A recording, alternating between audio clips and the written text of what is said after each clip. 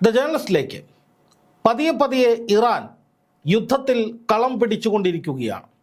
അമേരിക്കയും ഇസ്രായേലും നിശ്ചയിക്കുന്നിടത്തേക്കല്ല, നേരെ മറിച്ച് ഇറാൻ തീരുമാനിക്കുന്നിടത്തേക്കാണ് ഇപ്പോൾ ഈ യുദ്ധത്തിൻ്റെ ഗതി മാറിക്കൊണ്ടിരിക്കുന്നത്. ഇറാനും അമേരിക്കയും ആക്രമണം കടുപ്പിക്കുന്നതോടെ ഇറാൻ കീഴടങ്ങുമെന്നും അവിടെ അമേരിക്കയുടെ നിയന്ത്രണത്തിൽ പുതിയൊരു ഭരണാധികാരി വരുമെന്നുമൊക്കെയായിരുന്നു ട്രംപും നെതന്യാഹുവും ദാസനെയും വിജയനെയും പോലെ ഒന്നിച്ചു കണ്ട സ്വപ്നം.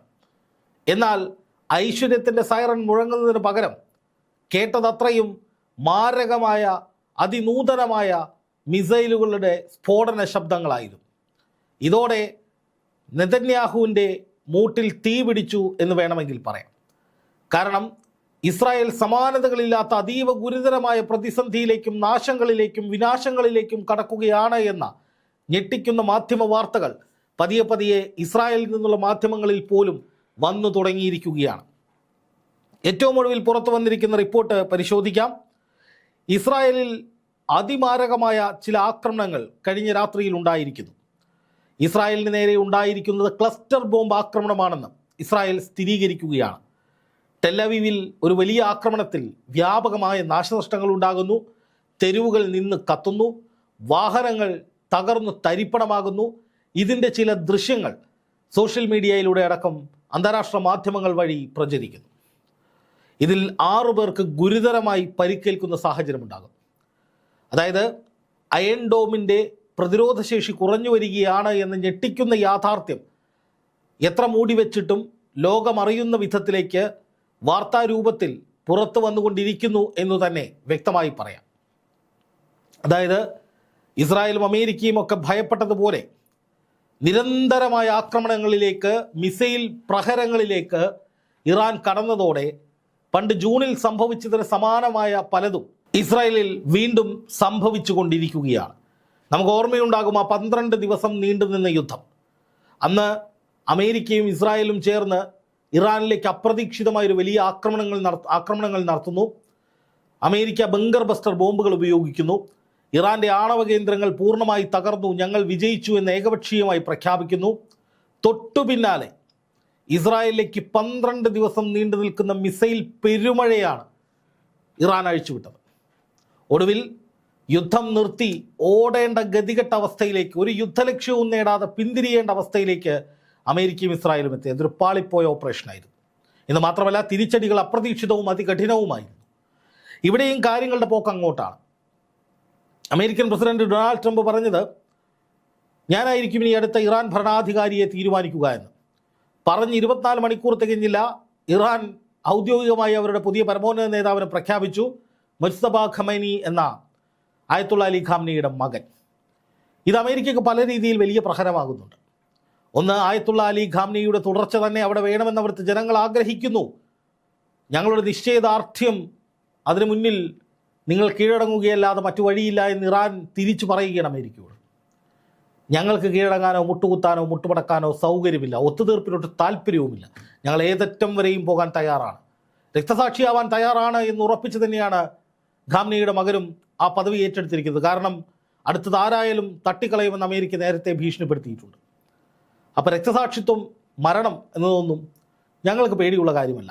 മരിക്കുന്നവരെയും നിങ്ങളുമായി ശക്തമായ പോരാട്ടം തുടരുക തന്നെ ചെയ്യും എന്ന് ഇറാൻ ഔദ്യോഗികമായി പ്രഖ്യാപിക്കുന്നത് പോലെയായി അവിടെ പുതിയ ഭരണകൂടത്തെ തിരഞ്ഞെടുത്തപ്പോൾ. ഇതിൽ നിന്ന് ഒന്ന് മനസ്സിലാക്കാം, ഇറാൻ ഒരു തരത്തിലുള്ള വിട്ടുവീഴ്ചയിലേക്കും പോകില്ല എന്ന് മാത്രമല്ല, ഈ യുദ്ധം അനന്തമായി നീളാനുള്ള സാധ്യതയുമുണ്ട്. അമേരിക്കയും ഇസ്രായേലും ആയുധം താഴെ വെച്ചാലും ഇറാൻ തങ്ങളുടെ ലക്ഷ്യങ്ങൾ നേടുന്നതുവരെ ഇനി ആയുധം താഴെ വയ്ക്കില്ല. നിങ്ങൾക്കറിയാത്തൊരു കാര്യമുണ്ട്. ഇപ്പോൾ അമേരിക്ക പറയുന്നു, ഇറാൻ്റെ സർവ്വസന്നാഹങ്ങളും ഞങ്ങൾ തകർത്തു, മിസൈൽ ലോഞ്ചിങ് പാഡുകൾ തകർത്തു, സൈനിക കേന്ദ്രങ്ങൾ തകർത്തു, ആയുധപ്പുരകൾ തകർത്തു എന്നൊക്കെ. പക്ഷേ ഇറാൻ പറയുന്നത് 6 മാസത്തിലധികം ഇതേപോലെ കണ്ടിന്യൂസ് ആയിട്ട് യുദ്ധം ചെയ്യാനുള്ള സാഹചര്യങ്ങൾ ഞങ്ങളുടെ പക്കലുണ്ട് എന്നാണ്. കാരണം എന്താണെന്നറിയോ ഇറാൻ അങ്ങനെ പറയാനുള്ള കാരണം? ഇറാൻ്റെ ഭൂമിശാസ്ത്രപരമായ പ്രത്യേകതകൾ വെച്ച് അവിടെ പലയിടങ്ങളിലും ആ രാജ്യത്തിൻ്റെ പകുതിയിലധികം പ്രദേശങ്ങൾ ആയുധങ്ങളും ആണവ കേന്ദ്രങ്ങളും ഒക്കെ ഒളിപ്പിച്ചു വയ്ക്കാൻ പര്യാപ്തമാണ്. അതുപോലെയുള്ള മലമടക്കുകളും അതുപോലെയുള്ള വനമേഖലകളും അടക്കം അങ്ങനെ പുറത്തു നിന്ന് വരുന്ന ആർക്കും എളുപ്പത്തിൽ കണ്ടെത്താൻ കഴിയാത്ത, സാറ്റലൈറ്റുകൾക്ക് പോലും ഡിവൈൻ ചെയ്യാൻ കഴിയാത്ത ഒരുപാട് ഭൂഗർഭ ഗർത്തങ്ങളും പർവ്വതങ്ങളുടെ ഇടുക്കുകളും ഒക്കെയുള്ള ഒരു വളരെ പ്രധാനപ്പെട്ട ഒരു പ്രദേശമാണ് ഇറാൻ. അപ്പോൾ സ്വാഭാവികമായിട്ടും ഇവിടങ്ങളിലൊക്കെ കിലോമീറ്ററുകളോളം നീളുന്ന ഗർത്തങ്ങൾ, മിസൈൽ നഗരങ്ങൾ ഇറാനുണ്ട്.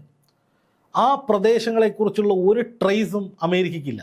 അതുകൊണ്ടാണ് ഒരു വശത്ത് ഇസ്രായേൽ പറയുന്നു 80% വരുന്ന ഇറാൻ്റെ സന്നാഹങ്ങൾ ഞങ്ങൾ തകർത്തു എന്ന്. തൊട്ടു പിന്നാലെ ടെല്ലവീവ് നിന്ന് കത്തുകയാണ്. ഈ രാത്രി ഞങ്ങൾ ഇറാനെ അവസാനിപ്പിക്കും, ഇറാൻ്റെ സൈനിക ശേഷി 90% കഴിഞ്ഞു എന്ന് ട്രംപ് ട്രൂത്ത് സോഷ്യലിൽ കുറിക്കുകയാണ്. ഇറാൻ പരാജയപ്പെട്ട രാജ്യമാണെന്ന് പറയുകയാണ്.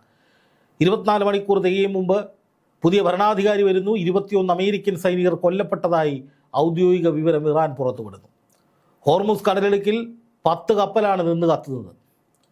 അമേരിക്ക കൊടുക്കാമെന്ന് പറഞ്ഞ പിന്തുണ ഇതുവരെ ഒരൊറ്റ കപ്പലിന് കൂടെ കിട്ടിയിട്ടില്ല. അപ്പോൾ ട്രംപിൻ്റെ ഭീഷണികളും മറ്റ് ഈ പറയുന്ന അവകാശവാദങ്ങളും ഒക്കെ വെറും പൊള്ളയടിച്ച് പോവുകയാണ്, ആവിയായി പോവുകയാണ് എന്നതിൻ്റെ കൂടി തെളിവായി ഇപ്പോൾ ഇറാൻ നടത്തുന്ന ഈ മുന്നേറ്റങ്ങളെ കാണാൻ സാധിക്കും.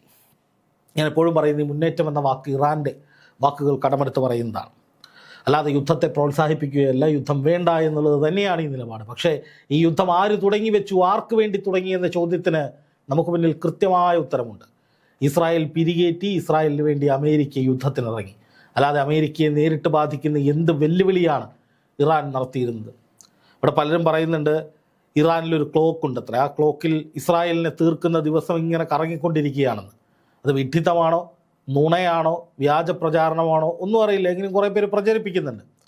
പക്ഷെ അങ്ങനെ ഇസ്രായേലിനൊരു ഭീഷണി ഉണ്ടെങ്കിൽ അത് ഇസ്രായേലും ഇറാനും തമ്മിൽ തീർക്കണം. അമേരിക്കയ്ക്ക് എന്താണ് അതിൽ കാര്യം? എന്ന് മാത്രമല്ല, ഇറാൻ ഒരു ആണവ രാജ്യമാകുന്നതിനെ എങ്ങനെ ധാർമ്മികമായി അമേരിക്കയ്ക്ക് എതിർക്കാൻ കഴിയും? ഇറാൻ അവരുടെ രാജ്യത്തിനുള്ളിൽ രാജ്യവിരുദ്ധ പ്രവർത്തനം നടത്തിയവരെ ക്രൂരമായ രീതിയിൽ ശിക്ഷിച്ചു കൊല്ലുന്നു എന്നുള്ളതാണ് ഖാംനെയ്ക്കെതിരെയൊക്കെ ഒരു നെഗറ്റീവായിട്ട് ആളുകൾ പറഞ്ഞിരുന്നത്. ക്രൂരനായ ഭരണാധികാരിയാണ്. എങ്കിൽ എന്തുകൊണ്ടാണ് അമേരിക്ക കിം ജോങ് മുൻ എന്ന് പറയുന്ന ഉത്തര കൊറിയൻ പ്രസിഡന്റിന് നേരെ ഇതുപോലെ നീങ്ങാത്തത്? പോകുന്നതേ ഓർമ്മയുണ്ടാവുള്ളൂ, അടുത്ത നിമിഷം അമേരിക്ക ബാക്കിയുണ്ടാകില്ല. അങ്ങനെ ഒരു ഭയമുണ്ട് അമേരിക്കയ്ക്ക്. അതുകൊണ്ടാണ് ഉത്തര കൊറിയയ്ക്കെതിരെ ട്രംപ് ഇതുവരെ മിണ്ടാത്തത്. ഇപ്പോൾ ലോകത്തെ ക്രൂരനായ ഏകാധിപതികളെ ഇല്ലാതാക്കാനാണ് ട്രംപിൻ്റെ ഉദ്ദേശമെങ്കിൽ ഉത്തര കൊറിയയിൽ നിന്ന് അങ്ങനെ പല വാർത്തകളും വരുന്നുണ്ടല്ലോ. എന്താണ് അങ്ങോട്ട് പോകാത്തത്? ഇത് മാത്രമല്ല, ഇതിലൊക്കെ ഇടപെടാൻ ട്രംപ് ആരാണ്? ട്രംപിന് ആരാണ് ഈ ചുമതല ഏൽപ്പിച്ചിരിക്കുന്നത്? അങ്ങനെയാണെങ്കിൽ ട്രംപിൻ്റെ ഒക്കച്ചങ്ങാതിയായ നെതന്യാഹു പലസ്തീനിൽ ഗസയിൽ നടത്തിയിട്ടുള്ള കൊടും ക്രൂരതകൾ, അതേക്കുറിച്ച് എന്താണ് ഈ ആളുകൾ ഒന്നും മിണ്ടാത്തത്? അപ്പോൾ ഇവിടെ സെലക്റ്റീവായിട്ടുള്ള മനുഷ്യാവകാശത്തെക്കുറിച്ച് സംസാരിക്കും. ഇറാൻ അവരുടെ രാജ്യത്തിനുള്ളിൽ രാജ്യവിരുദ്ധരെ കൊല്ലുന്നത് ക്രൂരമാണ് എന്ന് പറഞ്ഞിട്ട് അവിടുത്തെ ഭരണാധികാരി ക്രൂരനാണ് എന്ന് പറയുമ്പോൾ മറ്റൊരു രാജ്യത്ത് കടന്നു കയറി 10,000-കണക്കിന് കുഞ്ഞുങ്ങളെയും സ്ത്രീകളെയും ഒരു തലമുറയെ തന്നെ വംശനാശം വരുത്തുന്ന വിധത്തിലേക്ക് വംശഹത്യ നടത്തിയ നെതന്യാഹുവിനോട് വാഴ്ത്തിക്കൊണ്ടിരിക്കുകയാണ്. അപ്പോൾ വിഷയം മനുഷ്യൻ്റെ ജീവനല്ല, മതമാണ്. ഇവിടെയുള്ള കുറേ എണ്ണങ്ങൾ എരികേറ്റുന്നത് മതം പറഞ്ഞ് ആ മതത്തിലുള്ളവർ കൊല്ലപ്പെടണമെന്ന് പറഞ്ഞുകൊണ്ടുള്ള ഒരു തിയറി ഉണ്ടാക്കുക. പക്ഷെ സംഭവിക്കുന്നത് ഇറാൻ്റെ തകർച്ച ആഗ്രഹിക്കുന്നവർക്ക്, അല്ലെങ്കിൽ ഇറാനിൽ ഉടൻ അമേരിക്കയുടെ ഭരണം വരുമെന്ന് സ്വപ്നം കാണുന്നവർക്കൊക്കെ കനത്ത തിരിച്ചടി കൊടുത്തുകൊണ്ട് ഇറാൻ ശക്തമായ നിലയിലേക്ക് പോകുന്നു എന്നുള്ളതാണ്. ഇപ്പോൾ ക്ലസ്റ്റർ ബോംബുകൾ വ്യാപകമായി ഇസ്രായേലിൽ ഉപയോഗിക്കുന്നു. ഈ ക്ലസ്റ്റർ ബോംബുകൾ എന്ന് പറഞ്ഞാൽ ഒരു മിസൈലിൽ നിന്ന് ഈ മിസൈൽ തകർക്കപ്പെട്ടാലും ബോംബ് ഭൂമിയിൽ വീണ് 8 കിലോമീറ്റർ റേഡിയസിലേക്ക് 20-30 സ്പ്രെഡ് ആവും. അത്രയും സ്ഫോടനങ്ങൾ ഒന്നിച്ചുണ്ടാകും. ആ സ്ഫോടനങ്ങൾ ഇസ്രായേൽ നിരന്തരമായി റിപ്പോർട്ട് ചെയ്യുന്നുണ്ട്. അതുപോലെ ഹിസ്ബുള്ള യുദ്ധരംഗത്തേക്ക് ഇറങ്ങി ഇസ്രായേലിൻ്റെ ഒരു വശം തകർത്തുകൊണ്ടിരിക്കുകയാണ്. 2 ഇസ്രായേൽ സൈന്യത്തെ കരയുദ്ധത്തിൽ വധിച്ചിട്ടുണ്ട്. അതുപോലെ തന്നെ റഷ്യ ഉപയോഗിച്ചിരുന്ന സമാനമായ ഡ്രോണുകൾ ഇറാൻ ഇപ്പോൾ ഉപയോഗിക്കുന്നുണ്ട്. അപ്പോൾ സ്വാഭാവികമായിട്ടും ആ ഡ്രോണുകൾ തകർക്കാൻ ഉക്രൈന് കഴിയുമെന്നുള്ളതിനാൽ ഉക്രൈൻ്റെ സൈനികരെയൊക്കെ അടുത്ത് തന്നെ ഇസ്രായേലിലേക്ക് കൊണ്ടുവരാൻ പോകുന്നുവെന്ന് വാർത്തയുണ്ട്. ഇസ്രായേലിനെ കൊണ്ട് കഴിയുന്നില്ല ഇറാൻ്റെ ഈ ഡ്രോൺ ആക്രമണത്തെയും മിസൈൽ ആക്രമണത്തെയും ഫലപ്രദമായി പ്രതിരോധിക്കാൻ. അതേസമയം നോക്കുക, 3000-ഓളം കിലോമീറ്ററുകൾ താണ്ടി ഇസ്രായേലിനുള്ളിൽ പ്രധാനപ്പെട്ട കേന്ദ്രങ്ങൾ ആക്രമിക്കുന്ന വിധത്തിലേക്കുള്ള മിസൈലുകളൊക്കെ ഇറാൻ തയ്യാറാക്കി എടുത്തിരിക്കുകയാണ്. അപ്പോൾ അതിൻ്റെ അർത്ഥം ഇറാൻ കുറെ കൂടി കടുപ്പിച്ച് യുദ്ധരംഗത്തേക്ക് കടക്കുന്നു. അല്ലെങ്കിൽ അവരുടെ പുതിയ പുതിയ ആയുധങ്ങൾ ഈ 10-ാം ദിവസത്തോടു കൂടിയാണ് അവർ അനാവരണം ചെയ്യുന്നത്. അപ്പോൾ ഒരു വശത്ത് ഇസ്രായേലിനും അമേരിക്കയ്ക്കും ചറപറ ആക്രമണം നടത്തിയവരുടെ ആയുധങ്ങളുടെയും പ്രതിരോധശേഷിയും ഈ താട് പോലുള്ള വ്യോമപ്രതിരോധ സംവിധാനങ്ങൾക്കൊക്കെ വലിയ തോതിൽ കേടുപാടുകൾ സംഭവിച്ചതായി വാർത്തകളുണ്ടായിരുന്നു. അപ്പോൾ അമേരിക്കയുടെയും ഇറാൻ്റെയും ഒക്കെ പവർ കുറയുമ്പോൾ ഇറാൻ പുതിയ പുതിയ ആയുധങ്ങൾ ഇൻട്രൊഡ്യൂസ് ചെയ്യുകയാണ്. അവരുടെ മിസൈൽ നഗരങ്ങളിൽ നിന്ന് ആവശ്യത്തിന് മിസൈലുകളും ഡ്രോണുകളും ഒക്കെ ഇറക്കുകയാണ്. അപ്പോൾ ഇത്രയും നാൾ അറബ് രാജ്യങ്ങളിലേക്ക് ശക്തമായ ആക്രമണം നടത്തിക്കൊണ്ടിരുന്ന അമേരിക്കൻ സൈനിക കേന്ദ്രങ്ങൾ ലക്ഷ്യമിട്ടിരുന്ന ഇറാൻ ഇപ്പോൾ അത് നേരെ ഉൾട്ടയാക്കി തിരിച്ച് ഇസ്രായേലിലേക്ക് ഡയറക്റ്റ് ഹിറ്റ് കൊടുക്കുക എന്ന നിലയിലേക്ക് മാറിയിരിക്കുന്നു. ഹോർമുസ് കടലിടുക്കിൽ വലിയ ഹിറ്റ് കൊടുക്കുക എന്നുള്ളതിലേക്ക് മാറിയിരിക്കുന്നു. അപ്പോൾ അത് കൂടുതൽ സമ്മർദ്ദം ശക്തമാകും. ഇസ്രായേൽ ഒരുപക്ഷെ തങ്ങളുടെ രാജ്യത്തിന് നേരെ നിരന്തരമായ ആക്രമണം ഉണ്ടായാൽ പണ്ട് ആ 12 ദിവസം ആക്രമണ സമയത്ത് പേടിച്ച് പിന്മാറിയതുപോലെ ഒരു പക്ഷേ ഒരു സമാധാനത്തിലേക്ക് പോകാമെന്ന നിലയിലേക്ക് മാറാനും ട്രംപ് ഇപ്പോൾ ആക്രമണത്തിൻ്റെ മൂഡ് സ്വിച്ച് മാറ്റിയിട്ട് ഒരു ഒത്തുതീർപ്പ് സമാധാന ദൂതൻ എന്ന നിലയിൽ വെള്ളപ്രാവിനെയൊക്കെ പറത്തി വരാനും സാധ്യതയുണ്ട്.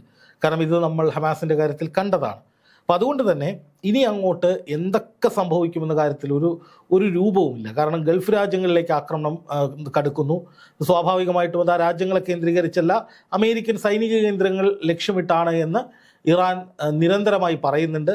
അപ്പോൾ അമേരിക്കയുടെ ഇൻ്റർസെപ്റ്ററുകൾ ഈ മിസൈലുകൾ ആകാശത്ത് വെച്ച് പൊട്ടിക്കുമ്പോൾ അത് താഴേക്ക് വേണ്ടിയിട്ടുണ്ടാകുന്ന നാശനഷ്ടങ്ങളാണ് ഉണ്ടാകുന്നതെന്നാണ് ഇറാൻ പറയുന്നത്. പക്ഷെ എന്തായാലും ഗൾഫ് രാജ്യങ്ങളിൽ ഭീതിയുണ്ട്. അതേപോലെ തന്നെ UAE ഉൾപ്പെടെയുള്ളിടങ്ങളിൽ ജാഗ്രതാ നിർദ്ദേശം നൽകിയിട്ടുണ്ട്. ബഹ്റൈനിൽ വലിയ ആക്രമണങ്ങൾ നടക്കുന്നുണ്ട്. ഫുജേറയിലെ എണ്ണ വ്യവസായ മേഖലയിൽ വീണ്ടും തീപിടുത്തം ഉണ്ടാകുന്നുണ്ട്. എണ്ണവില ബാരലിന് $100 കടന്നിരിക്കുന്നു.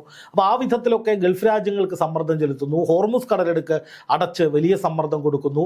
അതുപോലെ ഇസ്രായേലിന് നേരെ വ്യാപകമായ ആക്രമണങ്ങൾ നടക്കുന്നു. അങ്ങനെ അമേരിക്കയുടെ സൈനിക കേന്ദ്രങ്ങൾ തകർക്കുക എന്നതിനേക്കാൾ കൂടുതൽ ഇപ്പോൾ ഇസ്രായേലിലേക്ക് ശ്രദ്ധ കേന്ദ്രീകരിപ്പിച്ചുകൊണ്ട് യുദ്ധതന്ത്രം നേരെ തിരിച്ച് ഇസ്രായേലിലേക്ക് തന്നെ കോൺസെൻട്രേറ്റ് ചെയ്യുന്ന വിധത്തിലേക്ക് ഇറാൻ മാറുമ്പോൾ അത് നെതന്യാഹുവിൻ്റെ പ്രതീക്ഷകൾ കൈവിട്ടു പോകുന്നതിൻ്റെ പ്രധാനപ്പെട്ട ലക്ഷണമായി നമുക്ക് കാണാൻ സാധിക്കും. ഇസ്രായേൽ വലിയ നാശനഷ്ടങ്ങൾ ഉണ്ടാകുന്നു. മാരകായുധങ്ങൾ ഒന്നൊന്നായി ഇറാൻ പുറത്തെടുക്കുന്നു. ക്ലസ്റ്റർ ബോംബുകൾ തന്നെയാണ് അതിൽ ഏറ്റവും പ്രധാനപ്പെട്ടത്. അതോടൊപ്പം ഫത്ത ശ്രേണിയിലുള്ള ഫത്ത 1, ഫത്ത 2 മിസൈലുകൾ ഉപയോഗിക്കുന്നുണ്ട്. അതുപോലെ മറ്റ് പല നൂതന ആയുധങ്ങളും ഇനിയും ഉണ്ടാകും എന്ന് ഇറാൻ പറയുകയും 6 മാസക്കാലത്തോളം യുദ്ധം നീണ്ടുപോകുമെന്ന് വെല്ലുവിളിക്കുകയും ചെയ്ത പശ്ചാത്തലത്തിൽ ഇറാൻ ഇനിയും എന്തൊക്കെയോ കരുതി വെച്ചിട്ടുണ്ട് എന്നു തന്നെ കരുതാം. അത് ഇസ്രായേലിന് വലിയ ഭീഷണിയായി മാറുകയും നെതന്യാഹുവിൻ്റെയും ട്രംപിൻ്റെയും കണക്കുകൂട്ടലുകൾ വീണ്ടും തകർക്കുകയും ചെയ്യുന്നതായിരിക്കുമെന്നും അനുമാനിക്കാം.